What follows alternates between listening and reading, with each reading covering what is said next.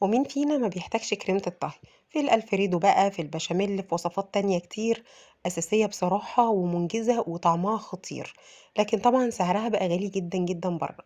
طب ما تيجوا نعملها النهاردة في البيت بمكونات اقتصادية جدا. مش هتصدقوا نتيجة الكريمة دي أو بديل كريمة الطهي بعد ما تعملوها بجد خرافة. قبل ما نبدأ الفيديو ما تنسوش تعملوا سبسكرايب للقناة وتفعيل جرس الإشعارات على الكل ولايك للفيديو علشان يترفع والكل يشوفه. عندي كوباية ونص من الحليب البلدي يعني اللي جايبينه من اللبان بخيره وما بنشيلش القشطة منه ولا أي حاجة. بعدين أنا عندي على جنب بقى كده في الفريزر معلقتين كبار كده من القشطة وش اللبن أو القشطة البلدي. يفضل في الوصفة دي يا جماعة نستخدم القشطة البلدي. هضيف عليهم معلقتين من الدقيق، معلقتين من معالق الاكل العاديه بتاعتنا بس مبقوش مليانين قوي يعني. وهنضيف كمان معلقه واحده من النشا، وهنبدا نضيف عليهم بس رشه صغيره من الملح عشان تظبط الطعم، وكمان ربع معلقه صغيره من السكر، ودي بتظبط الدنيا جدا جدا وتدي طعم خطير.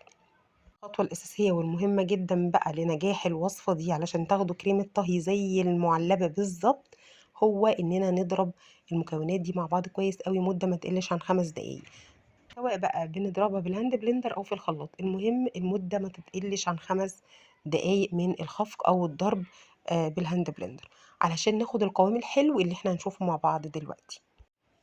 انتوا يا جماعة حقيقي هتنبهروا من نتيجة وطعم الكريمة دي خطيرة. بديل كريمة طهي أساسي ورهيب، وينفع في كل الوصفات اللي احنا بنحب فيها كريمة الطهي أو اللي بنعمل فيها وايت صوص. بصوا ما شاء الله بقى على كثافته وقوامه كده، وعلى البارد كله، ولا شغلنا النار ولا تعبنا في حاجة، كله بالظبط في دقيقتين تلاتة. الفيديو حتى نفسه دقيقتين. بصوا كده القشطة، بصوا كده القوام، ما شاء الله اللهم بارك. مش هتصدقوا جمالها يا جماعة. لازم تجربوها واكتبوا لي رأيكم في الكومنتات، لأن حقيقي رأيكم بيفرق معايا جدا جدا. متنسوش بقى تعملوا لايك للفيديو وسبسكرايب للقناة لو لسه ما اشتركتوش. اشوفكم فيديو جديد على خير، والسلام عليكم.